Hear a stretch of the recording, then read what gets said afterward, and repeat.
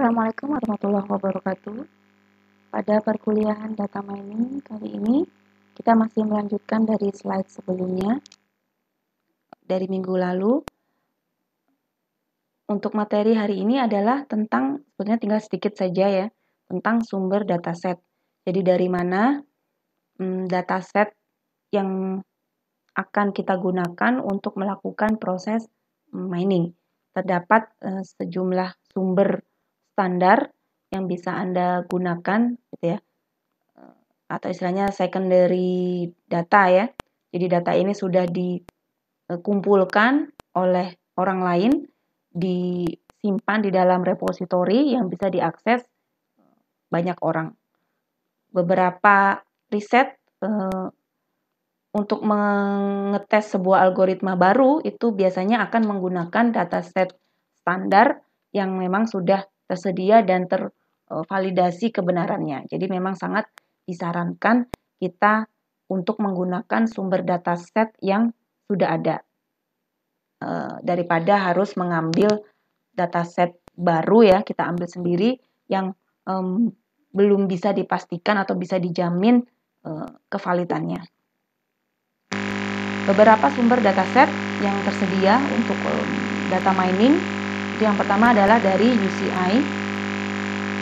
UCI ini sebuah universitas ya, UC Irvine.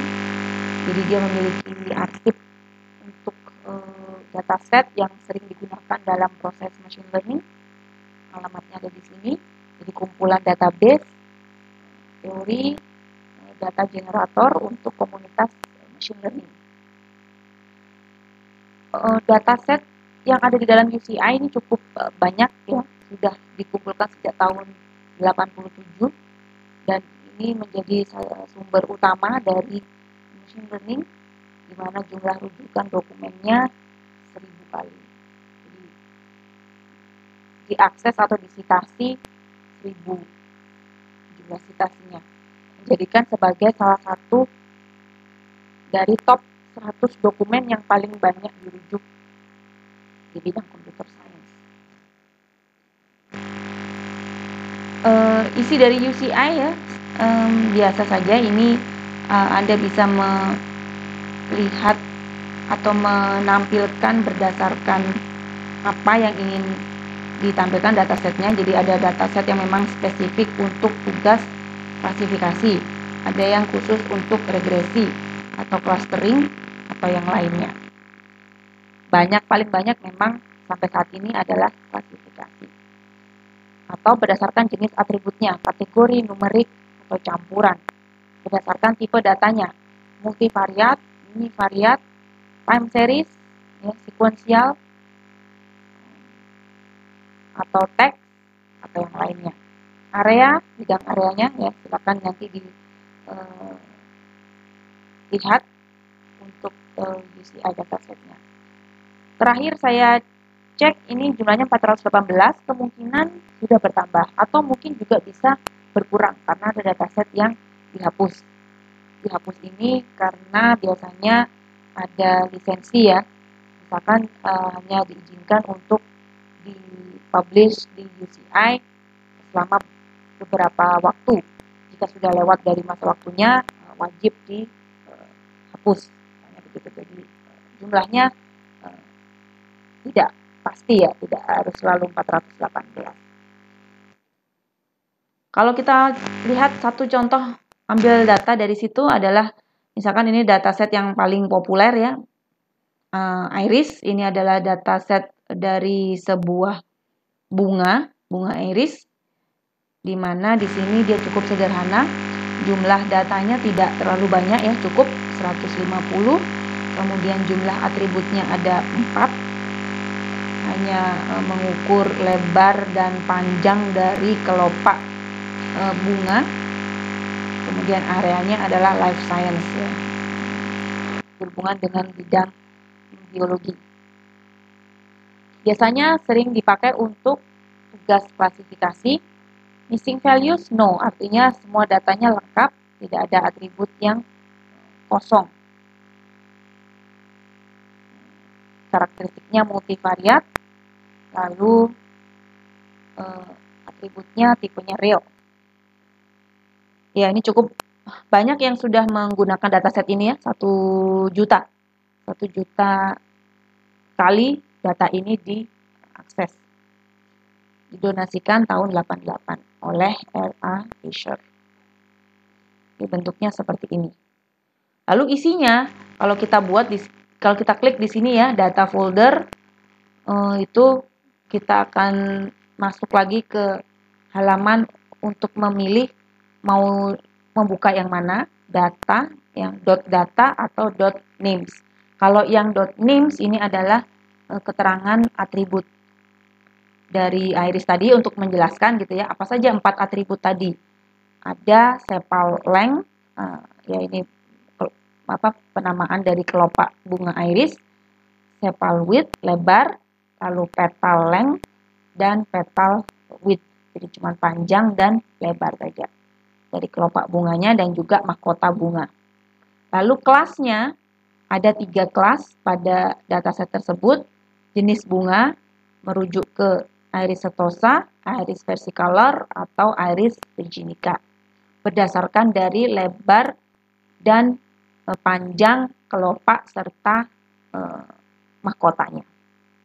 Jadi di sini contoh itu yang names. Untuk yang data, ini isi datanya ya dalam bentuk CSV biasanya atau comma separated value. Jadi di sini setiap atributnya dipisahkan dengan tanda koma.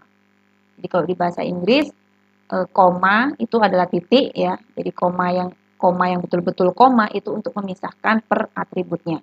Jadi di sini contoh data pertama 5,1. Ini berarti nilai untuk sepal length. Lalu 3,5 ini adalah sepal width, 1,4 petal length, dan 0,2 petal width. Untuk bunga ini jenis kategorinya adalah Iris setosa. Nah, nanti di sini dari 150 itu rata ya. 50 Iris setosa, 50 versicolor, dan 50 virginica. Semua memiliki nilai sepal dan petal yang bervariasi seperti ini. Contoh dataset lain ini mungkin sudah kadaluarsa juga ya, tidak bisa dijadikan sebagai rujukan utama, tetapi mungkin saja ada dataset yang tidak ada di UCI masih bisa dicari di sini. Ya, bagi yang membutuhkan dataset yang lama gitu bisa dicari di sini di Carnegie Mellon. Cuman memang tidak update ya. Lalu Kaggle, mungkin ada yang juga sudah pernah akses ke Kaggle. Dia sering mengadakan berbagai macam kompetisi ya. Jadi diadakan oleh banyak ya perusahaan-perusahaan besar yang dia membuka datasetnya, kemudian mengadakan kompetisi untuk mencari algoritma mana yang paling baik di dalam melakukan proses mining terhadap data yang dia buka tadi. Ada hadiahnya, mungkin ada yang sudah pernah nyoba, hadiahnya $. Ya. Jadi silakan bagi yang merasa tertantang untuk mengikuti kompetisi di Kaggle, silakan dibuka ya, www.kaggle.com. Situ ada banyak kompetisinya. Datasetnya juga cukup banyak ya, dan biasanya memang kontributor terbesar ya masih dari luar negeri pastinya ya.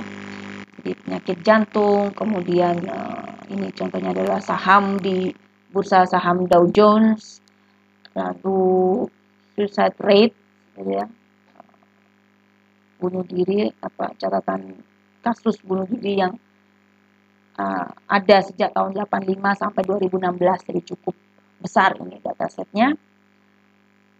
FIFA 19 Complete Player Dataset, juga yang bertema olahraga ya, temanya juga macam-macam, tidak hanya satu topik saja. Yang Indonesia juga ada, www.data.co.id. Ini dulu awal diadakannya dataset ini adalah ya untuk misi keterbukaan dataset di Indonesia ya. Kita mengakui bahwa memang sangat tidak transparan untuk data yang bisa dimanfaatkan ya, karena kalau data ini tidak dipublish ya akan kesulitan juga untuk masyarakat melakukan proses mining terhadap data-data khususnya yang memang berasal dari pemerintahan ya. Di sini yang menjadi prioritas adalah bidang pangan, energi, infrastruktur, maritim, kesehatan ya. Jadi topik-topik penting yang menjadi unggulan dari pemerintahan. Saya kurang tahu apakah ini sudah diupdate lagi, karena terakhir saya cek ini masih dataset yang sifatnya hanya mengumpulkan gitu ya. Jadi mungkin hanya isinya 2-3 kolom, itu pun juga isinya hanya tahun, kemudian jenis kelamin. Kadang-kadang kita agak kesulitan juga mau diapakan data ini kalau informasi yang muncul hanya minimalis gitu ya. Sangat jauh berbeda dengan bentuk dataset yang bisa Anda dapatkan seperti di UCI ataupun Kaggle. Jadi memang masih butuh effort atau usaha lebih lagi untuk bisa memanfaatkan data yang ada di sini. Entah ini masih dilanjutkan atau tidak, tapi info terakhir sempat agak terabaikan gitu ya di pemerintahan yang baru ini. Tapi kemarin teman-teman dari Data Science Indonesia sempat dipanggil juga oleh Presiden untuk kembali melanjutkan proyek untuk satu data Indonesia. Harapannya memang proyek ini tidak berhenti ya. Sayang kita juga butuh data set lokal gitu ya, lokal Indonesia yang bisa dimanfaatkan untuk pengembangan khususnya ya di bidang IT, dan juga dimanfaatkan untuk berbagai bidang yang lain. Ini contoh ya, satu isi datanya, dataset Indonesia, data bencana kekeringan. Ya, mungkin bisa coba dicek aja seperti apa bentuk datanya, dan apakah memang bisa dilakukan sesuatu terhadap dataset tersebut. Ya, kelihatannya dari judulnya cukup menjanjikan, tetapi ketika saya coba buka beberapa diantaranya ya sedikit kecewa karena tidak sesuai harapan ya. Harapan saya mendapatkan cukup banyak setidaknya kolom gitu yang bisa membantu saya untuk melakukan prediksi, klasifikasi, tetapi ternyata yang ada adalah data agregat saja.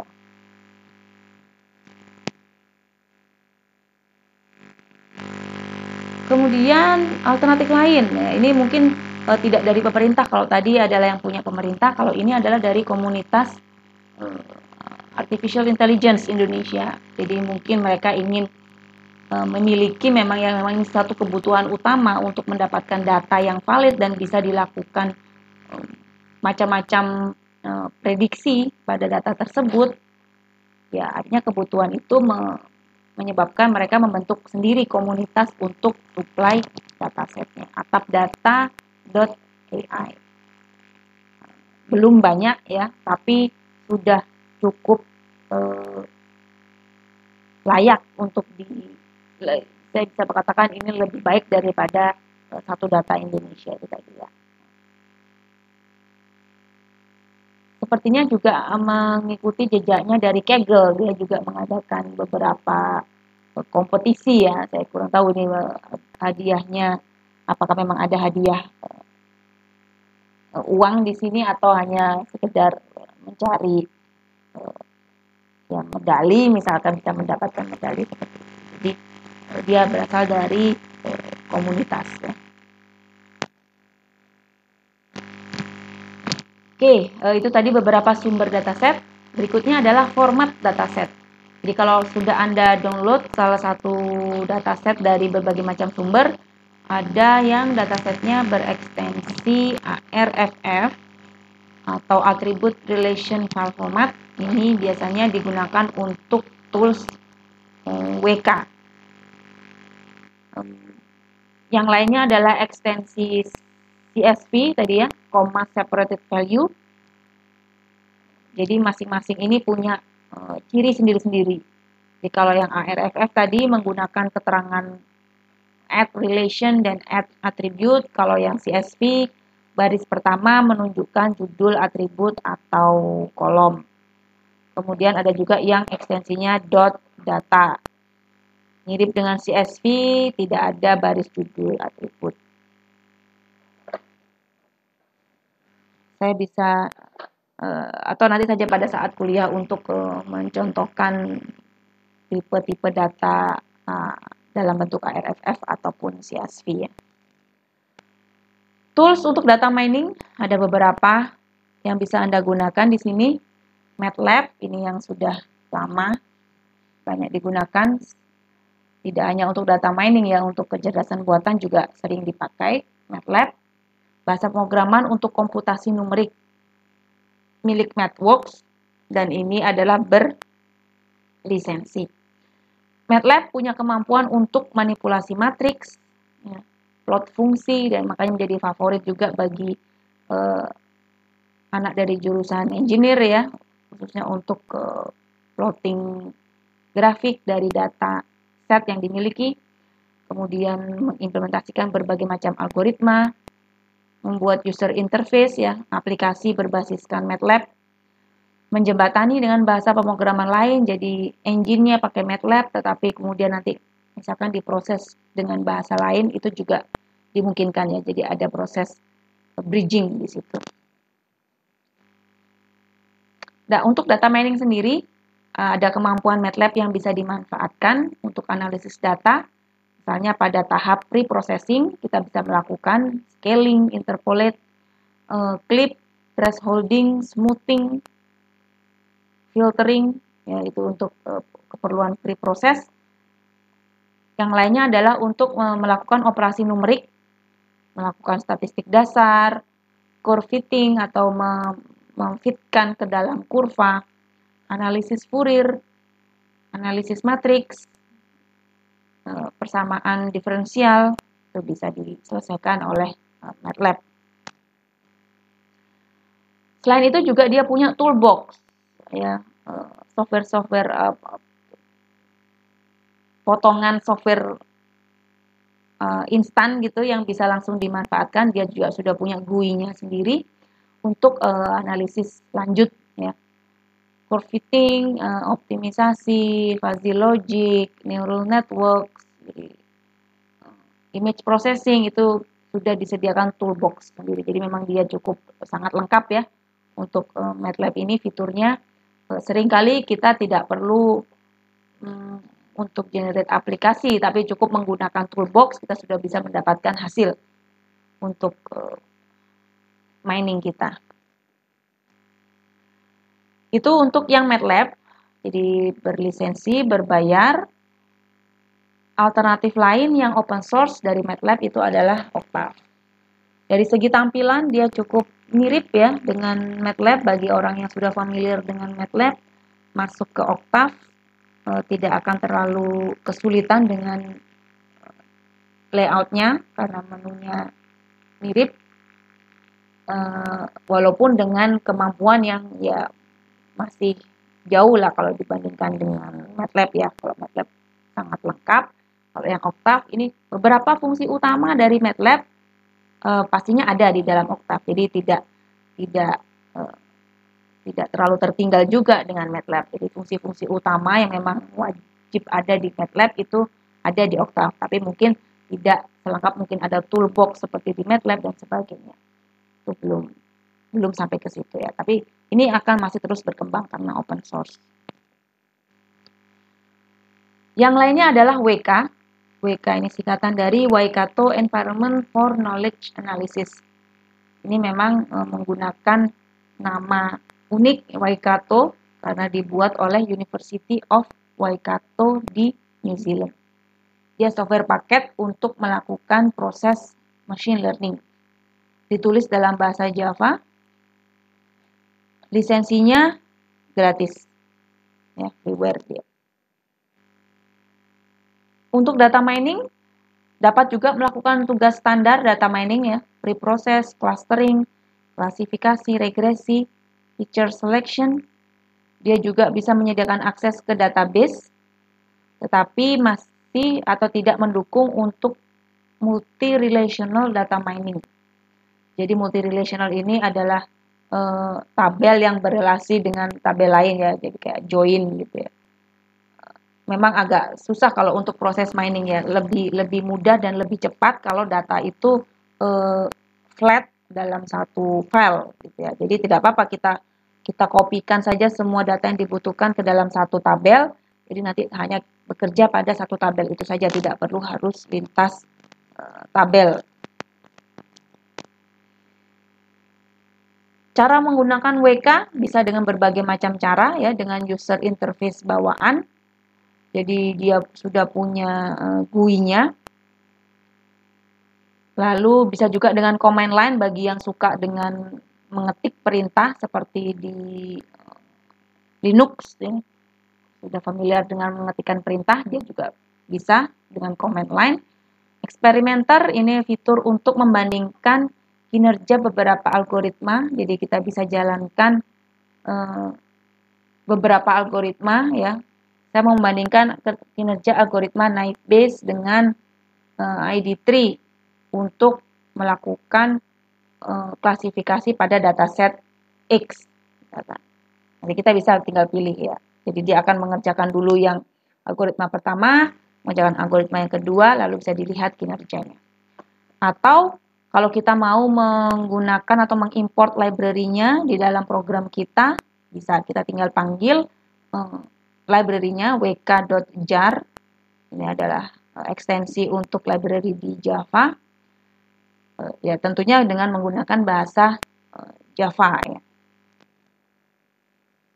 Nah, ini contoh untuk GUI WK untuk melakukan preproses, klasifikasi, clustering, asosiasi, seleksi atribut. Kita bisa buka filenya. Nanti akan saya demokan pada saat kuliah. Yang sekarang sedang trending adalah Python ya. Bahkan bisa dibilang dia merupakan pemimpin terdepan gitu ya untuk melakukan data science. Banyak sekarang yang sudah menggunakan Python. R juga bahkan sudah di belakang Python. Jadi favorit ini. Data science dengan Python dia juga menyediakan cukup lengkap library-nya ya. Scikit-learn ini untuk keperluan machine learning, klasifikasi. Nah, jadi untuk data mining juga menggunakan scikit-learn. Kemudian untuk berhubungan dengan array kita menggunakan NumPy. Lalu Panda ini kalau untuk operasi data ya, perkalian matriks. Kemudian ya macam-macam operasi pada matriks khususnya di sini Panda. Kemudian untuk visualisasi ada library Seaborn. Kemudian untuk plotting ke grafik library-nya Matplotlib dan seterusnya. Jadi tinggal sesuai kebutuhan apa yang mau kita masukkan ke dalam aplikasi kita, aplikasi Python kita, tinggal import library yang bersesuaian. Setahu saya belum ada ya untuk GUI-nya seperti WK tadi, jadi ya tetap kita harus membuat script programnya. Oke, ini e-learning ilmu saya rasa sudah join semua. Oke, minggu depan kita akan masuk ke tugas data mining yang pertama, yakni klasifikasi. Terima kasih, saya akhiri. Wassalamualaikum warahmatullahi wabarakatuh.